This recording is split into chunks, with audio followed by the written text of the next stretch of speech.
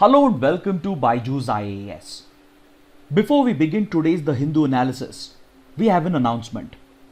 On the occasion of Teachers' Day, BYJU'S IAS is happy to launch a new initiative with the intention of helping out those aspirants who are appearing for this year's UPSC prelims.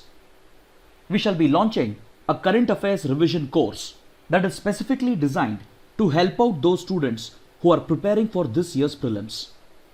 Under this course, we shall cover all the important current affairs topics of the last 1 year, and these sessions will be categorized into different subjects such as polity, geography, economics, international relations, environment and ecology, science and tech, etc. These sessions that are a part of our current affairs revision course shall go live on our YouTube channel from the 7th of September, that is from this Monday onwards, and this shall be a 2-hour session that will be held through the week between 7:30 p.m. to 9:30 p.m. So what shall be the cost for this revision course? You will have to pay for this course through your likes and comments, and subscribe to our channel and share these videos with fellow aspirants so that they can draw the benefits of this revision course. We are hoping that this current affairs revision course shall help out those aspirants who are preparing for the upcoming prelims despite the difficult circumstances posed by the COVID-19 pandemic. So with this, let's get started with the analysis of today's The Hindu newspaper by looking at an article from the front page of the Delhi edition. India's Defence Minister Rajnath Singh has met with his Chinese counterpart while participating at the SCO Defence Ministers Summit, which is being held in Moscow. The focus of this interaction was on working out a peaceful resolution to the ongoing border tensions between India and China.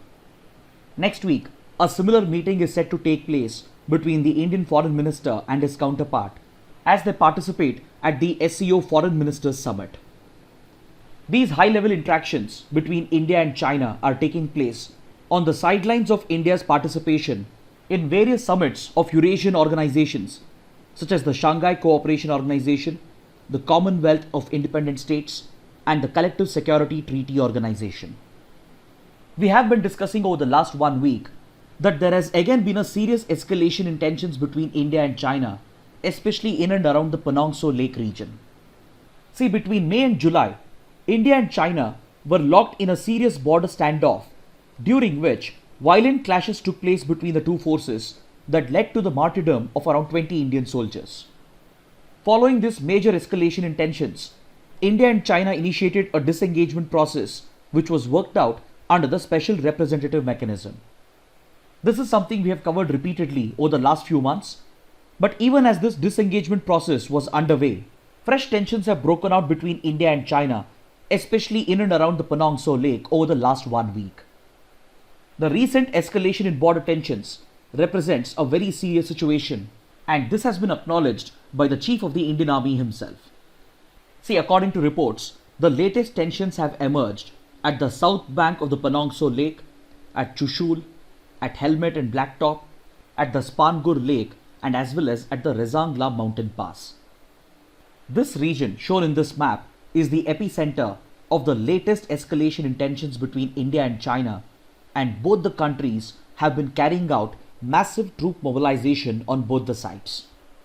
Over the last few days, reports have emerged that both India and China have mobilized thousands of soldiers into this region, and they have even actively deployed heavy weaponry such as battle tanks, anti-tank guided missiles, artillery guns and mechanized infantry, air defense platforms, even fighter jets and missiles have been deployed into the forward areas.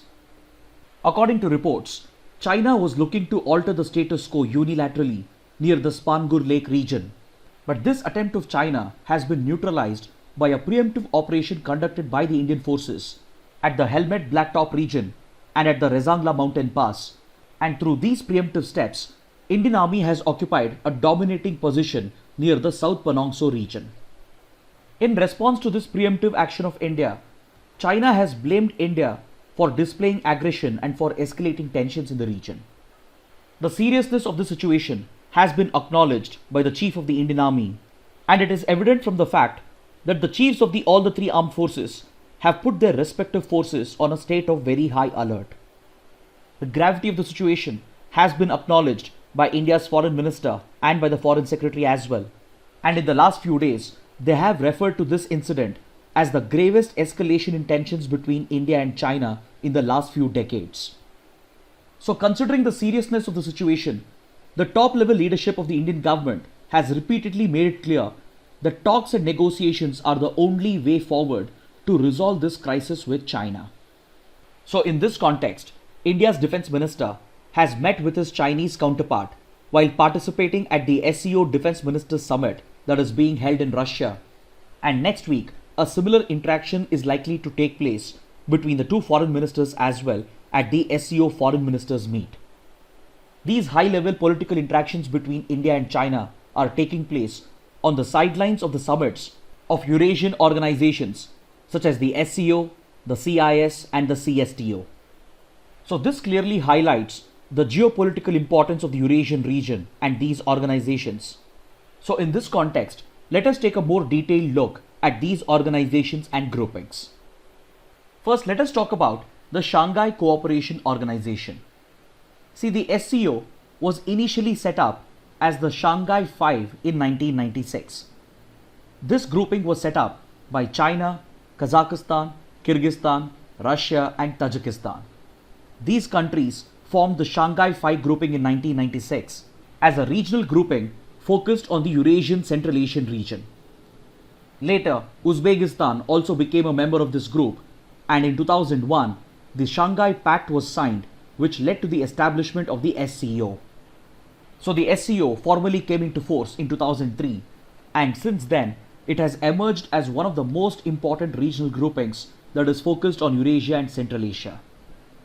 Recently, at the 2017 Astana Summit of SCO, India and Pakistan were also admitted as full-time members of the SCO in a landmark development, and from 2018, India-Pakistan have become full-time members of the SCO. So currently, the members of this grouping include India, Pakistan, China, Russia, Kazakhstan, Kyrgyzstan, Tajikistan and Uzbekistan. Then other important powers in the region such as Iran, Mongolia, Afghanistan, they have been given the observer status, and regional countries such as Belarus, Turkey and even Sri Lanka, they have been admitted as dialogue partners. So what does the SCO do? See, the SCO is a political, security and economic organization. It is focused on the geopolitics of the region and the world. It is focused on ensuring stability in the region, and from a security perspective, it is focused on dealing with terrorism and radicalism that affects the Central Asian region. Since the Central Asian countries are located in close proximity to the Afghanistan-Pakistan border, which is the hub of terrorism and extremism, under the SCO, the regional anti-terrorist structure has been set up as a counter-terror platform through which the member countries can coordinate and cooperate with each other to counter the threat posed by terrorism and radicalism in the region. The grouping also deals with strategic issues such as the resolution of the Afghan civil war, as it has a direct bearing on the security and stability of the neighboring countries of Afghanistan. The grouping is also extensively focused on promoting economic relations in the region, primarily by keeping in mind the extent of resources that are found in the Central Asian region. See, the Central Asian countries are blessed with natural resources such as uranium, hydrocarbons, natural gas, and several other precious minerals and metals. And the region is also located at the very heart of Asia, and it serves as a connection between Eurasia, East Asia, South Asia, West Asia, and as well as Europe. This region is also a part of the ancient trading routes, and hence one of the focus areas of the SCO is to promote trade amongst the member countries by revitalizing connectivity projects in the region. For India, its involvement with the SCO is significant at multiple levels. It allows India to develop closer strategic and geopolitical relations with Russia and China. It provides a platform for India to talk about the border tensions and disputes with China. It also provides a platform for India to interact with Pakistan, especially on the question of terrorism, and jointly work with all these countries at the RATS platform to counter the threat posed by terrorism and radicalism. It also allows India to play a role in the resolution of the Afghan civil war, and from an economic perspective, it enables India to access the resource-rich Central Asian region and get involved in the trade and connectivity projects that are focused on Central Asia and Eurasia. Now let us talk about the Commonwealth of Independent States, or CIS. It is a regional intergovernmental organization comprising of 9 post-Soviet era republics in the Eurasian region. The current members include Armenia, Azerbaijan, Belarus, Kazakhstan, Kyrgyzstan, Moldova, Russia, Tajikistan and Uzbekistan. Previously, Georgia was also a part of the group, but Georgia has quit the organization. And apart from this, there are 2 founding non-members, that is Ukraine and Turkmenistan. These 2 countries, they had ratified the agreement that created the Commonwealth of Independent States. They have opted to stay out of the grouping and hence they are referred to as the founding non-members. So this regional grouping was set up following the collapse of the Soviet Union at the end of the Cold War in 1991. So the CIS region included Russia, Belarus, Ukraine, Moldova, Georgia, Armenia, Azerbaijan, Turkmenistan, Kazakhstan, Uzbekistan, Kyrgyzstan and Tajikistan. But now 3 countries are not a part of the grouping, that is Ukraine, Georgia and Turkmenistan. This grouping is focused on promoting cooperation in the political domain, economic domain and as well as with regard to defense and security. Under this grouping, common laws are being worked out to tackle cross-border crime, and a common taxation system has been set up in order to promote trade with the establishment of a CIS free trade area that involves 8 of these 9 member states. There are 3 regional organizations that fall under the overview of the Commonwealth of Independent States. This includes the Collective Security Treaty Organization, which is essentially a military alliance to deal with the security challenges of the region. Then we have the Eurasian Economic Union, the Eurasian Customs Union and the Eurasian Economic Space. India is very actively involved with these groupings and these countries, and it is seeking to become a member of the Eurasian Economic Union in order to promote its trade and connectivity with the region. Now let us talk about the Collective Security Treaty Organization, or the CSTO. See, the CSTO is an intergovernmental military alliance that was signed in 1992. It currently involves 6 post-Soviet states that are members of the CIS, and this includes Russia, Armenia, Kazakhstan, Kyrgyzstan, Tajikistan and Uzbekistan. This treaty is also referred to as the Tashkent Pact or the Tashkent Treaty, but please do not confuse this with the Tashkent Agreement that was signed between India and Pakistan in 1965 that brought the 1965 conflict to an end.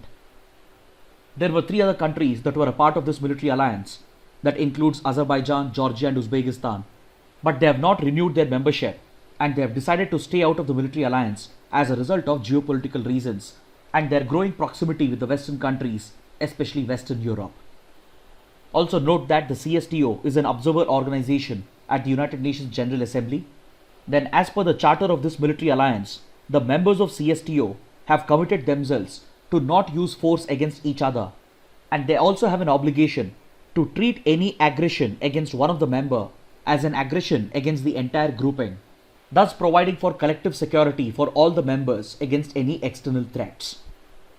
This military grouping also hosts a military exercise known as Rubez. So these Eurasian groupings are basically Russian attempts at leading integration in the Eurasian region, and the CSTO, which includes Russia, Belarus, Armenia, Kazakhstan, Kyrgyzstan and Tajikistan, is mainly focused on the security and military matters of the region, whereas the Eurasian Economic Union, which excludes Tajikistan, is focused on promoting economic integration of the region. The Eurasian Economic Union is focused on creating an economic union of these states located in northern Eurasia, and it was established in 2014 and it came into force in 2015. Initially the grouping was formed by Belarus, Kazakhstan and Russia, and later Armenia and Kyrgyzstan also joined the economic grouping. So the grouping was formed in 2014 by Belarus, Kazakhstan and Russia, and it has progressed to include Kyrgyzstan and as well as Armenia, with the objective of creating an integrated single market for this region. The objective of this grouping is to provide for economic integration without affecting the independence and sovereignty of the member countries, and promote the free movement of goods, capital, investments, services, and more importantly, people. This grouping also has the ambition of introducing a common currency on the lines of the European Union. So India works very closely with the members of the Eurasian Economic Union, and there is a proposal to establish a free trade agreement between India and the Eurasian Economic Union region. This political, economic and strategic involvement of India in Eurasia is of great significance with regard to its ongoing tensions with China. See, in the context of increasing Chinese aggression against India and other countries in the region, the Indian government has sought a closer alliance with the Western countries and groupings led by the Western countries such as the Quadrilateral. While a few strategic experts support this increasing alignment of India with the Quad and the Western countries as an alliance against China and its aggression, there are few other strategic experts who argue that India should not solely rely upon the United States and the Quad to counter Chinese aggression, but instead it needs to diversify its involvement with other regional powers located in Eurasia and Central Asia. See, like I said, a few strategic experts have welcomed India's increasing alignment with the United States, and they refer to this as India overcoming its strategic autonomy doctrine. The principle of strategic autonomy happens to be one of the foundational principles of India's foreign policy. Under the principle of strategic autonomy, India has conducted an independent and autonomous foreign policy without aligning itself with any of the power blocs. But of late, India's growing closeness with the United States and groupings such as the Quad has given rise to a feeling that India is moving away from its traditional alliances, such as its ties with Russia and other regional powers. And this leads a few commentators to conclude that India is overcoming its strategic autonomy doctrine, and they welcome this increasing alignment with the US and the West because they believe that this is the best counter that India could offer towards Chinese aggression. But however, the other side argues that if India has to effectively counter China and its aggression, it will require a much larger and broader strategy that takes into account all the geopolitical developments in the region, especially the fast rise of Eurasia. See, despite India's increasing closeness with the US and India's increasing defense and strategic alignment with the US, we cannot ignore India's ties with Russia. Russia still continues to be one of India's largest provider of defense hardware, and the strategic relations between India and Russia transcends its growing alignment with the West because Russia is not just a defense partner for India, but it is a strategic partner, it's a crucial economic partner as well, considering India's ties with Russia in the domains of hydrocarbon and imports of natural gas and joint involvement in nuclear projects, and as well as the close collaboration in the space sector. These strategic experts are asking India to recognize the growing significance of Central Asia and the rise of the Eurasian region, and if India recognizes this, and if it steps up its involvement with these countries and with groupings present in this region, then India could provide an effective counter to increasing Chinese influence and aggression in the region. See, as far as Central Asia and Eurasia are concerned, there is no doubt that China is way ahead of India, and it is already actively involved in the exploitation of Central Asian and Eurasian resources. That's the reason why these two regions are critical to China's ambitious Belt and Road Initiative. So if India will have to counter this presence and influence of China, then it will have to build closer ties with countries present in Central Asia and Eurasia, and it will have to closely involve with regional groupings of this region. Because see, the strategy of the West against China, that is primarily led by the United States, is built on turning the Quadrilateral into a military alliance.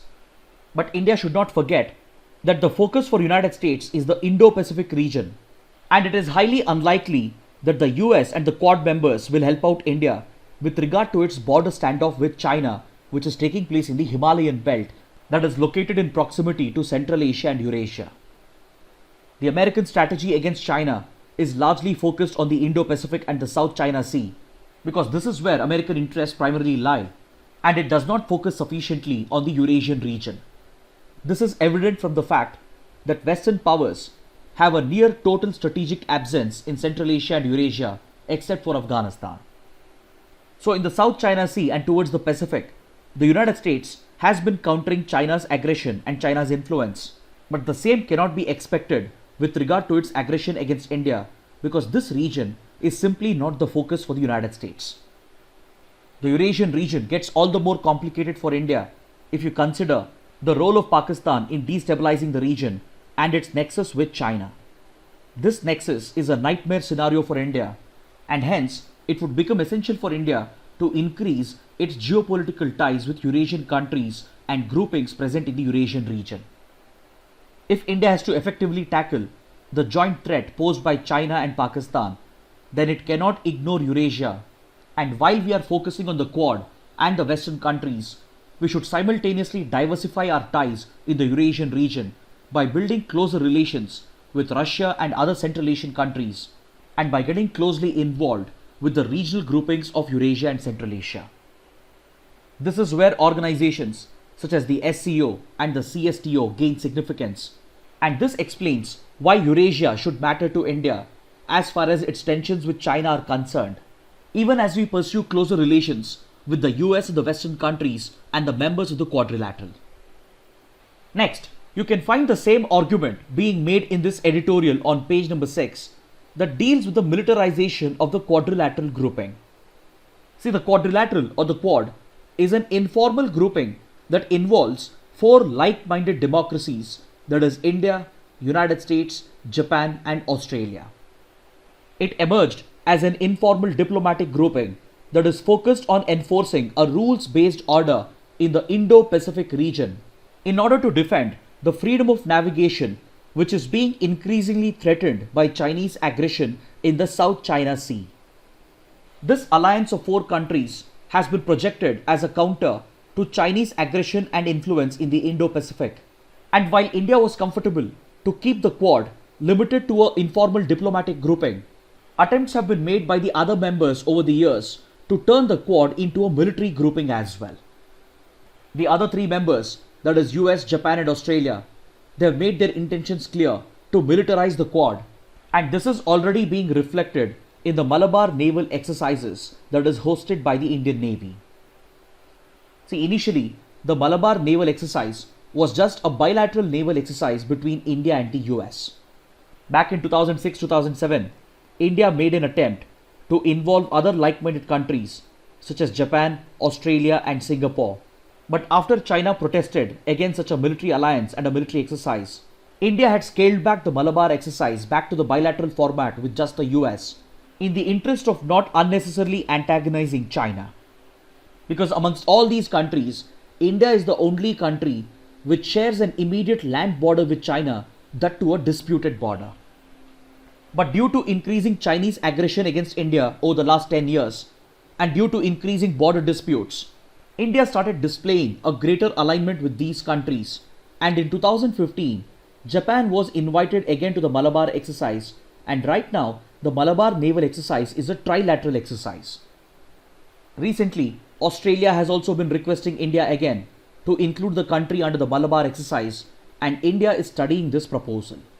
So if India accepts Australia under the Malabar exercise, then essentially the Quadrilateral grouping, which was an informal diplomatic grouping, will turn into a military alliance that is primarily aimed at containing China in the Indo-Pacific. So in this context, the editorial refers to a recent statement that has been made by India's Chief of Defence Staff. India's CDS, General Bipin Rawat, had recently stated that the Quadrilateral is a good mechanism and a good platform for India in order to carry out foreign operations or freedom of navigation operations in the Indian Ocean region and as well as in the extended Indo-Pacific region.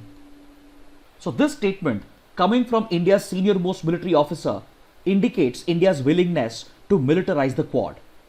So the editorial evaluates whether such a policy is really in India's interests, and it evaluates whether India's sole reliance on the US and the Western-led world will help India to tackle China's threats, especially with regard to its ongoing border tensions with China. Because see, as we discussed earlier, the focus of these countries, that is US, Japan and Australia, is primarily on the Indo-Pacific region. So it is highly unlikely that they would come to India's assistance with regard to India's border disputes in the Himalayan belt, and hence it is argued that while India pursues a closer strategic relationship with these countries that are aligned against China, it should also focus on diversifying its relations with other powers such as Russia, Iran, Mongolia, and as well as the Central Asian countries. See, it is quite understandable as to why India's strategic alignment with the United States has increased significantly of late. See, India's willingness to closely align with the US, European countries, Japan, and Australia is primarily driven by China's aggression against India in the border areas. Over the last few years, China has displayed a lot of aggression, and it has not only aggravated the disputes, but it has even carried out repeated incursions with a planned strategy of disrupting the status quo with regard to the border dispute.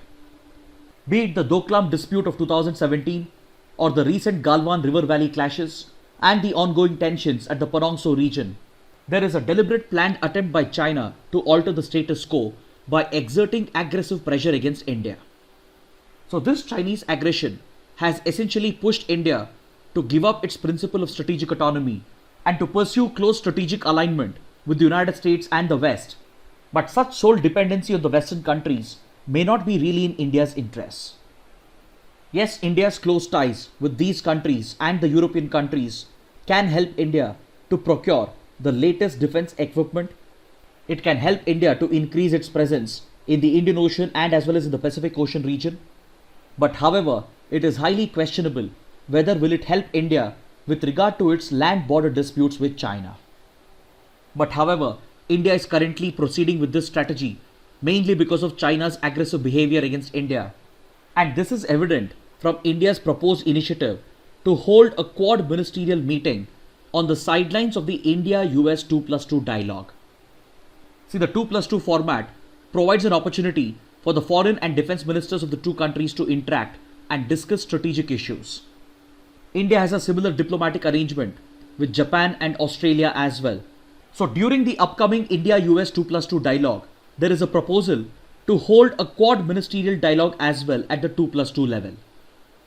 But however, these steps that India has been taking in the last few months runs counter to the foreign policy strategy and doctrine that was earlier outlined by Prime Minister Modi, which was recently reiterated by India's External Affairs Minister as well. Back in 2018, Prime Minister Modi had clarified India's position with regard to the Indo-Pacific strategy.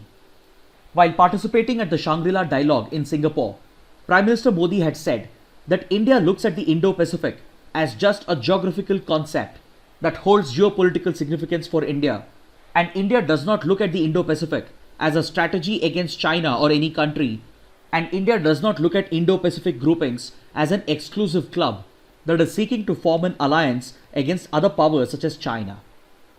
So back in 2018, Prime Minister Modi had clarified that India has no interest in entering into an alliance system that seeks to contain or restrict the influence of other countries such as China. Recently, India's foreign minister had also said that India shall never be a part of any alliance system, and he had reiterated India's belief in its principle of strategic autonomy, which has helped India over the decades to pursue an independent foreign policy without falling under any alliance systems. But the latest developments with China and China's aggression against India has been pushing India into a closer alliance with the Quad members and the Western countries. So the argument is that while India's growing closeness with these countries is beneficial at some level, solely depending on these countries may not help India with regard to its land border dispute. That's the reason why there is a need for India to re-evaluate the proposal to militarize the Quad, and hence it should consider diversifying its relations with countries across Asia as a part of its strategy against China. Next, we have a column on page number 6 that evaluates the decision of the Indian government to suspend question hour and restrict zero hour in the upcoming monsoon session of the Parliament. In this column, the writer argues that despite the limited monsoon session and constraints placed upon it, the opposition MPs must ensure parliamentary accountability of the executive for its work and policies. But since we have already had this discussion just day before yesterday, you can go back and watch that analysis and just go through this column once. Now let's take up the practice questions for today. Which of the following statements are correct? The Central Drug Standard Control Organization is under the Ministry of Chemicals and Fertilizers. It functions as the National Regulatory Authority for Drugs as per the provisions of the Drugs and Cosmetics Act of 1940. It is responsible for approval of drugs, conduct of clinical trials, laying down the standards for drugs, control over the quality of imported drugs in the country, and along with state regulators, it is jointly responsible for grant of licenses for certain specialized categories of critical drugs such as blood and blood products, IV fluids, vaccine and sera. Amongst the given statements, the first statement is incorrect, so option D is the right answer. The first statement is incorrect because the CDSCO is under the Ministry of Health and Family Welfare and not under the Ministry of Chemicals and Fertilizers. This question has been asked because according to this article on page number 5, the domestic production of a new RT-PCR test kit has been approved by the CDSCO. Now let's take up the next question. Which of the following country is not a member of the South Asia Co-operative Environment Program or SACEP? Is it Sri Lanka or Maldives or Myanmar or Afghanistan? The correct answer is option C, Myanmar. See, the South Asia Co-operative Environment Program is an intergovernmental organization that was set up in 1982 by the governments of South Asia in order to promote joint collaboration in the field of environment protection and environment management. The member countries include the members of SAARC, that is Afghanistan, Bangladesh, Bhutan, India, Maldives, Nepal, Pakistan and Sri Lanka. The Secretariat of SACEP is based in Colombo. This environment program is in news because of an oil disaster that has been reported off the coast of Sri Lanka. Now let's take up the next question. Which of the following protected areas are located in the state of Assam? Kaziranga National Park, Orang National Park, Pakke Tiger Reserve, Nameri National Park. The correct answer is option C, 1, 2 and 4 only, because the Pakke Tiger Reserve is located in Arunachal Pradesh. Please look at this map. See, in Assam, we have the Kaziranga National Park, the Orang National Park and as well as the Nameri National Park. Just to the north of Nameri National Park in Arunachal Pradesh, we have the Pakke Tiger Reserve. This question has been asked because according to this article on page number 10, the expanse of the Kaziranga National Park is being extended in order to protect the migratory corridors that connects the Kaziranga National Park with the Orang and Nameri National Parks. These migratory corridors are crucial for the rhinoceros and the tiger and various other fauna to survive the massive flooding of the Brahmaputra river every year by migrating between different habitats. Now let's take up the next question. Generally, most parliamentary committees have a tenure of 1 year. Option A is the right answer. See, a majority of the parliamentary committees have a 1-year tenure, and this includes the Public Accounts Committee, the Estimates Committee, the Public Undertakings Committee, etc. But there are very few parliamentary committees that last for the duration of 1 Lok Sabha. This includes the Joint Committee on Office of Profit, the Committee on Violation of Protocol Norms, etc. Then there are a few parliamentary committees that do not have a fixed term and they can continue in office till they are reconstituted by the presiding officer of the House. This includes the Business Advisory Committee, the Committee on Privileges, etc. But since the question refers to the general term of most parliamentary committees, the correct answer would be 1 year. This question has been asked because according to this article on page number 11, the Rajya Sabha Secretariat is considering changing the rules of the House in order to extend the tenure of House committees to 2 years because the functioning of these parliamentary committees has been affected and disrupted by the pandemic. Now let's take up the next question. Which virus family has emerged as a sought-after platform to develop a vaccine against COVID-19? The correct answer is option B, the adenovirus family. See, this question has been asked because according to this article on page number 14, Lancet has conducted a study to verify the safety and efficacy of the COVID-19 vaccine that was recently brought out by Russia. This study has concluded that the Russian vaccine generated a strong immune response against COVID-19 and at the same time it did not produce any serious side effects. As a part of this discussion, the article mentions the adenovirus family, which has become the most preferred platform to develop a vaccine against COVID-19. Now let's take up the next question. Which of the following statements are correct? Currently, NATO membership is limited to around 30 North American and European countries. It is headquartered in Brussels, Belgium. Both the statements are correct. Option C is the right answer. This question has been asked because according to this article on page number 14, Greece has rejected any mediation by NATO with regard to its ongoing tensions with Turkey over the exploitation of hydrocarbon reserves present in the Eastern Mediterranean. Now let's take up the next question. Which of the following statements are correct? The International Atomic Energy Agency or IAEA seeks to promote the peaceful use of nuclear energy and to inhibit its use for any military purpose, including the development of nuclear weapons. Though established independently of the United Nations through its own international treaty, the IAEA Statute, the IAEA reports to both the UN General Assembly and the UN Security Council.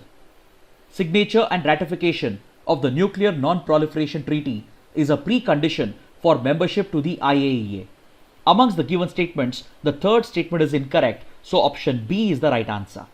Because see, to gain membership to the IAEA, signing and ratifying the Non-Proliferation Treaty is not a precondition.